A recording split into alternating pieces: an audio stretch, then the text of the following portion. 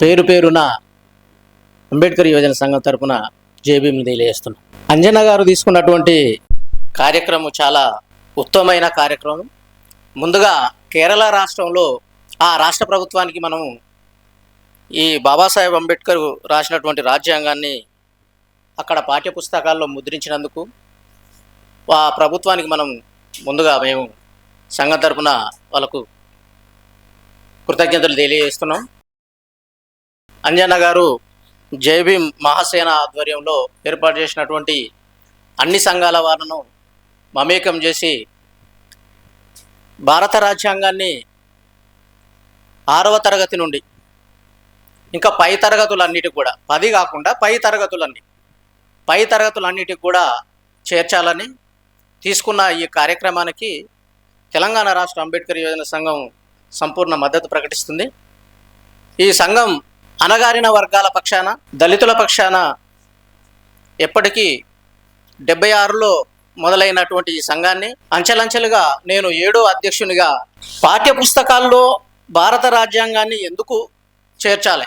ప్రపంచ దేశాల్లో అన్ని దేశాలకు అన్ని రాజ్యాంగాలు ఉన్నాయి. వారి పరిస్థితులను, ఆ దేశ పరిస్థితులను బట్టి వాళ్ళు రాసుకోవడం జరిగింది. అదేవిధంగా బాబాసాహెబ్ అంబేద్కర్ రాజ్యాంగాన్ని రాసేటప్పుడు ఒక కులానికో ఒక మతానికో కాకుండా దేశంలోని ఉన్నటువంటి అన్ని సామాజిక వర్గాలకు, అన్ని జీవరాశులకు కూడా బ్రతికే హక్కు ఉన్నది. పక్షులు ఎక్కడైనా ఎగిరిపోయి జీవనం గడుపుకోవచ్చు. మనుషులు ఒక ప్రాంతం నుండి ఇంకో ప్రాంతానికి వెళ్ళి తన జీవనాన్ని గడుపుకొని అక్కడ వాళ్ళ మనుగడ సాగించుకోవచ్చు. అదేవిధంగా ప్రధానమైన సమస్య స్వతంత్రం, స్వేచ్ఛ, స్వతంత్రం. ఇప్పుడు మనం మాట్లాడుకున్నటువంటి ఈ మాటలన్నీ కూడా భారత రాజ్యాంగంలోనే ఉన్నాయి.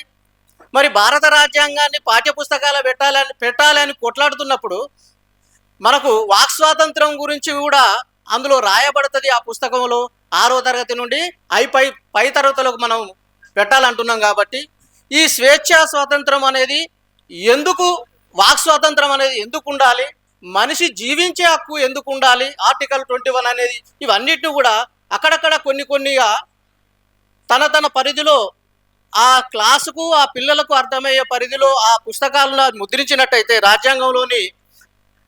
రాజ్యాంగాన్ని ముద్రించినట్లయితే వాళ్ళు ఏ ఒక్క మతానికో ఏ ఒక్క కులానికో కాకుండా భారతదేశంలోని ఉన్నటువంటి కులాలందరికీ, మతాలందరికీ సమానటువంటి హక్కు ఈ భారత రాజ్యాంగమే కల్పించింది. కాబట్టి అందరూ సమానమైనటువంటి హక్కులతో ఉంటారని, ఆ విధంగా ఉండాలనే ఉద్దేశంతోనే బాబాసాహెబ్ అంబేద్కర్ అన్ని సామాజిక వర్గాలకు అందరికీ కూడా సమానమైనటువంటి హక్కును కల్పించాడు. స్త్రీలకు పురుషులకు వ్యత్యాసం లేకుండాటువంటి అందరినీ సమానంగా జీవించే హక్కు కల్పించారు. కాబట్టి అందుకనే భారత రాజ్యాంగాన్ని మనం పాఠ్యపుస్తకాలలో ముద్రించాలని కోరడం చాలా ఉత్తమమైనటువంటి విషయము.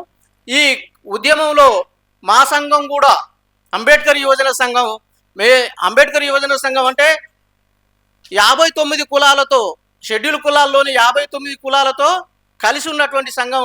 ఇది 76లో రిజిస్ట్రేషన్ చేయబడింది. కాబట్టి ఈ సంఘం ఎప్పటికీ కూడా ప్రజల పక్షాన, దళితుల పక్షాన ఉంటాం. అదేవిధంగా పెద్దలు భరతభూషణ్ లాంటి వాళ్ళు, సారు ఉన్నాడు, ఇలాంటి ఉద్యమాలు మేము వాళ్ళ వెనుక పోయినాం. ఎస్సీ సప్లాన్ గురించి పోతే దేశవ్యాప్తమైనటువంటి ఉద్యమాలు చేశారు. దేశవ్యాప్తంగా ఎస్సీ సప్లాన్ గురించి దేశవ్యాప్తమైనటువంటి ఉద్యమాలు చేశారు. ఇలాంటి వాళ్ళను ముందు పెట్టి మనం పోయినట్లయితే ఇప్పుడు ఉన్నటువంటి భారతదేశంలో భారత రాజ్యాంగానికి ముప్పు ఏర్పడ్డది. ఇప్పుడు భారత రాజ్యాంగానికి ప్రమాదం ఏర్పడుతున్న ఈ క్రమంలో మనం భారత రాజ్యాంగాన్ని పాఠ్యపుస్తకాల్లో ప్రింట్ చేయాలని చెప్తున్నాం. ఆ ప్రభుత్వం ఏదైతే ఉన్నదో, ఎప్పుడైతే రాజ్యాంగాన్ని అమలు చేయాలనుకున్నారో అది ఇంకా పతనానికి దారి తీసింది. కాబట్టి ఇప్పుడు కేంద్రంలో ఉన్నటువంటి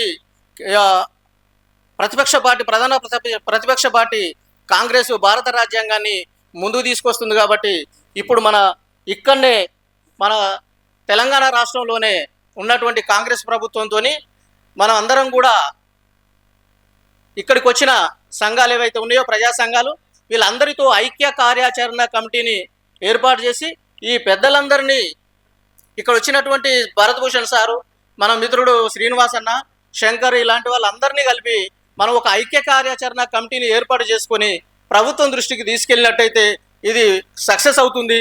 దీనికి మా సంపూర్ణ మద్దతు ఉంటుందని తెలియజేస్తూ ఈ అవకాశం కల్పించినటువంటి మిత్రునికి జై భీమ్, జై భారత్.